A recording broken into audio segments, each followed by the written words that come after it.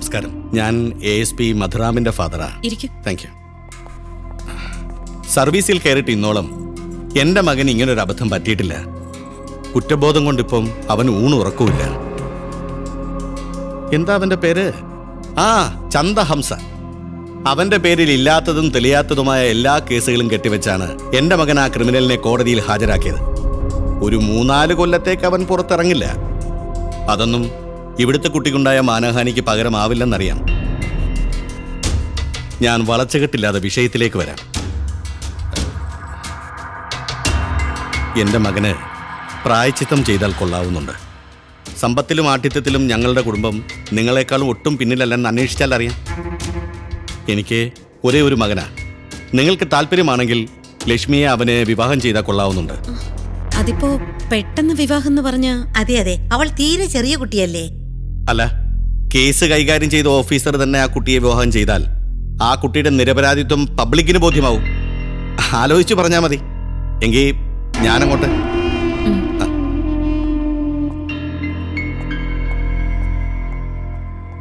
ഇതങ്ങനെ തള്ളിക്കളയാൻ പറ്റിയൊരാലോചനയല്ല. നമ്മൾ പറയുന്നത് കേട്ടും അനുസരിച്ചും ഒരു IPS-കാരൻ ഈ കുടുംബത്തുണ്ടെന്ന് പറഞ്ഞാൽ അതിന്റെ ഒരു അന്തസ് വേറെ തന്നെയാ. എനിക്കെന്തോ അതങ്ങ് ബോധിച്ചു.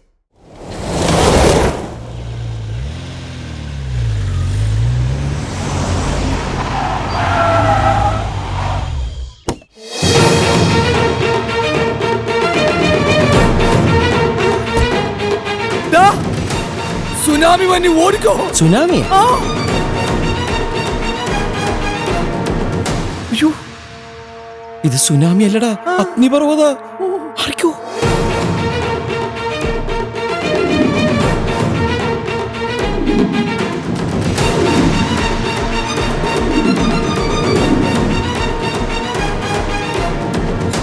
എന്താ ഇവിടെ തന്നെ നിന്നത്? വാ, അകത്തേക്ക് വാ. ഞാനിവിടുത്തെ സൽക്കാരം സ്വീകരിക്കാൻ വന്നതല്ല, ഒരു സൽക്കാരത്തിന് ക്ഷണിക്കാൻ വന്നതാണ്. എന്റെ മകൾ രാജലക്ഷ്മിയുടെ വിവാഹം നിശ്ചയിച്ചു. വരൻ ASP മധുരാമചന്ദ്ര മേനൻ, IPS. ഞങ്ങളുടെ നിലയ്ക്കും വിലയ്ക്കും ചേർന്ന ബന്ധം. വിവാഹം ഈ മാസം 18-ാം തീയതി രാജാസ് കൺവെൻഷൻ സെന്ററിൽ വെച്ച്. ഇൻവിറ്റേഷൻ.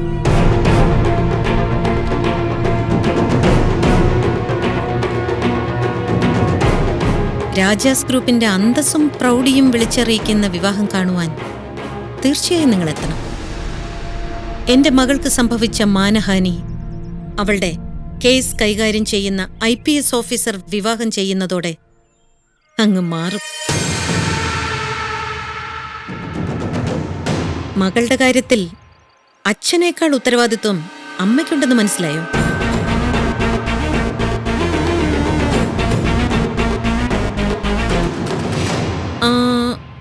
വരുമ്പോ ഇൻവിറ്റേഷൻ കാർഡ് മറക്കണ്ട.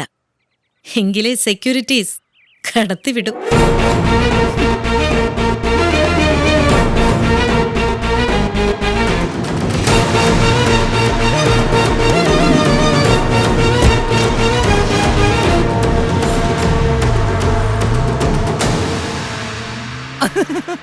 കാത്തു തുട്ടിച്ചൊരു കസ്തൂരി മാമ്പഴ കാക്ക കൊത്തി പോയിട്ടുമില്ല, പോവുകയില്ല.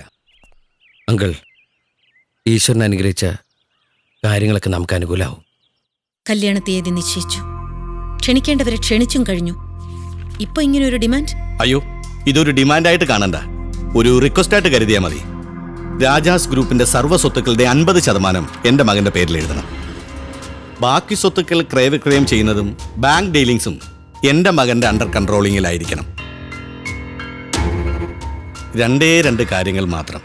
ഇത് ന്യായമല്ലേ? തോന്നുന്നില്ല. നിങ്ങളിത് നേരത്തെ ആവശ്യപ്പെടണമായിരുന്നു. അപ്പോഴൊന്നും നിങ്ങളുടെ ഡീറ്റെയിൽസ് ഞങ്ങൾക്ക് അറിയില്ലായിരുന്നു. എന്ത് ഡീറ്റെയിൽസാ ഇപ്പൊ നിങ്ങൾ അറിഞ്ഞത്? പറയുന്നതുകൊണ്ടൊന്നും തോന്നരുത്. നിങ്ങളുടെ കുടുംബം പാരമ്പര്യമായി ഭർത്താക്കന്മാരെ വെച്ച് പൊറുപ്പിക്കില്ല എന്നൊരു അപഖ്യാതിയുണ്ട്. മാഡത്തിന്റെ ഭർത്താവ് ജീവിച്ചിരിപ്പുണ്ടോ ഇല്ലയോ എന്നുള്ള അറിവ് ആർക്കുമില്ല. മരിച്ചുപോയി ഒരു ആക്സിഡന്റിൽ. എവിടെ വെച്ച്? വിദേശത്ത് വെച്ച്. ഫ്യൂണറലും അവിടെ തന്നെയായിരുന്നു. വിശ്വസിക്കുന്നു, അല്ലാതെ മാർഗമില്ല. ഈ മാഡത്തിന്റെ ഭർത്താവ് ജീവിച്ചിരിപ്പുണ്ട്, കണ്ടിട്ടില്ല. നിശ്ചയത്തിന് പോലും ഒരു ഫോട്ടോ പോലും ഈ വീട്ടിലില്ല. ഇനി മകളും ഈ പാത പിന്തുടർന്നാൽ എന്റെ മകന്റെ കാര്യം കഷ്ടത്തിലാവും. നിങ്ങൾ തറവാടികളാണെന്ന് ഞാൻ വിശ്വസിച്ചു. അത് സത്യമാണ് എന്ന് കരുതി സ്ത്രീധനം ആവശ്യപ്പെടാതിരിക്കാൻ പറ്റില്ലല്ലോ. പ്രത്യേകിച്ച് മാനഹാനി സംഭവിച്ചൊരു പെണ്ണിന് ജീവിതം കൊടുക്കുമ്പോ. Excuse me, sir. Dowry was legally prohibited on May 20th, 1961. സ്ത്രീധനം വാങ്ങുന്നതും കൊടുക്കുന്നതും ഡൗറി പ്രൊഹിബിറ്റേഷൻ ആക്ട് 20 പ്രകാരം ശിക്ഷാർഹമാണ്. നിയമം അറിയില്ലെങ്കിൽ നിയമം അറിയാവുന്ന നിങ്ങളുടെ തന്തയോട് ചോദിച്ചു നോക്കൂ. അല്ലേ സാർ? നീ ആരാടാ ഇതിലിടപെടാൻ? ഞാൻ ഇവരുടെ ലീഗൽ അഡ്വൈസർ അശോക് ചക്രവർത്തി MLLB. LLLB ഒരെല്ല് കൂടുതലാണല്ലോ. ആ എല്ല് സാർ എടുത്തോളൂ, എനിക്ക് പരാതിയില്ല. ഇവരെ ഡിസ്മിസ് ചെയ്തതല്ലേ? ആരെ ഡിസ്മിസ് ചെയ്തു? എപ്പോ ഡിസ്മിസ് ചെയ്തു? അത് വാക്കാൽ മാത്രം പറഞ്ഞാ പോരാ, കാരണം കാണിച്ച് നോട്ടീസ് അയക്കണം. അത് തന്നില്ല. അന്ന് മുതൽ ഇന്ന് വരെ ഞാൻ ആ പോസ്റ്റിൽ തുടരുകയാണ് പുറത്തു നിന്ന്. കഴിഞ്ഞ 3 മാസമായിട്ട് എനിക്ക് ശമ്പളം തന്നിട്ടില്ല. പെൻഡിംഗ് ആണ്, പെൻഡിംഗ്. ആദ്യം ഞാൻ കേസ് പറഞ്ഞു വാങ്ങിച്ചോളാം. അച്ഛന്റെ കൂടെ മകനും കുറെ കാലം കോടതി കയറി ഇറങ്ങേണ്ടി വരും. നോ മാഡം, മാഡം ഇതിൽ ഇടപെടണ്ട. ഇത് ഞാൻ ഡീൽ ചെയ്തോളാം. ഏയ്, ഒരു IPS കാരോടാ നീ കളിച്ചോണ്ടിരിക്കുന്നത്? IPS കാരനല്ല, മന്ത്രിയായാലും പ്രധാനമന്ത്രിയായാലും കുറ്റം ചെയ്താൽ കോടതിയിൽ എന്നെ പോലെ ഒരു വക്കീലിന്റെ മുമ്പിൽ പഞ്ചപുച്ച മടക്കി നിൽക്കേണ്ടി വരും. ചാട്ടുളി പോലെ തന്റെ ചോദ്യങ്ങൾക്ക് മുമ്പിൽ നിന്ന് നിങ്ങൾ വേർക്കേണ്ടി വരും. സാർ, മകൻ അറിയില്ല കറുത്ത ഗൗണ്ട് വില എന്താ. എനിക്കെതിരെ എന്ത് തെളിവാണ് തന്റെ കയ്യിലുള്ളത്? കല്യാണ നിശ്ചയം, കയ്യിലുള്ള ഫോട്ടോസ്, കല്യാണക്കുറി, ഇത്രയും മതി താൻ കോടതി വരാൻ കയറി ഇറങ്ങാൻ. തൊപ്പി തെറിക്കണ വഴി താൻ പിന്നെ തിരിഞ്ഞു നോക്കിയപ്പോലും കാണില്ല മിസ്റ്റർ മധുറാം. ഓ മധുറാം, പിന്നെ ഒരു മധുരം ഉണ്ടാവില്ല മിസ്റ്റർ മധുറാം. വക്കീലിനെ വരുത്തി ഞങ്ങൾക്ക് നിയമോപദേശം തന്നതിന് നന്ദി. Thank you. ഞങ്ങൾ ഇറങ്ങുന്നു. പ്ലീസ് കാണാം. കണ്ട മാഡം. തനിക്ക് എന്താ ഇവിടെ കാര്യം? തന്നോട് ഞാൻ പറഞ്ഞോ ഈ കാര്യത്തിൽ ഇടപെടാൻ? ഇല്ല, എന്നോട് ആരും പറഞ്ഞില്ല. പക്ഷേ മാഡം ആരുടെ മുമ്പിലും തോക്കുന്നത് എനിക്കിഷ്ടല്ല. ഒരു IPS കാരൻ പോയാൽ 100 IPS കാരൻ വരും. അതിന് ഈ സ്വത്തുക്കളൊന്നും ആരുടെ മുമ്പിൽ അടിയറ വെക്കേണ്ട കാര്യമില്ല. രാജകോകിലയും രാജമല്ലികയും രാജലക്ഷ്മിയും ഒക്കെ ഇവിടെ റാണിമാരെ പോലെ വാഴ വെക്കണം. സോറി, ഇവിടെ റാണിമാരെ പോലെ വാഴണം.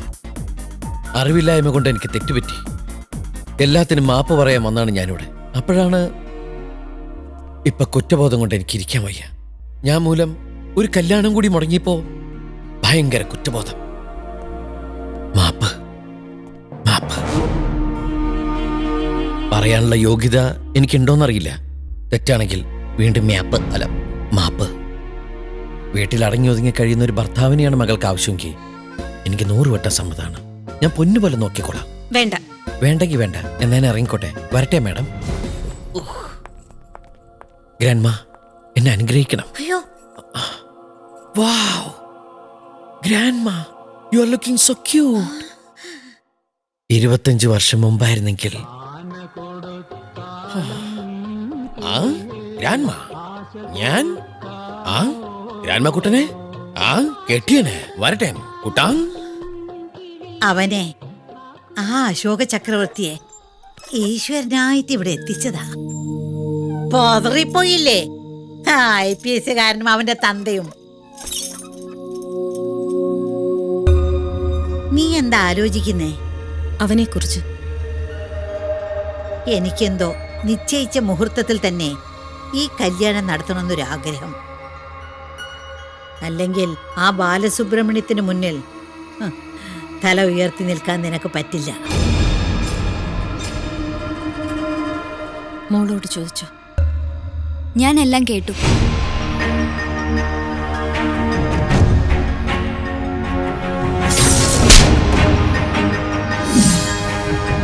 എന്തു പറയുന്നു? അവൻ എന്നെയല്ല താലി കെട്ടാൻ പോകുന്നത്, ഞാൻ അവനെ.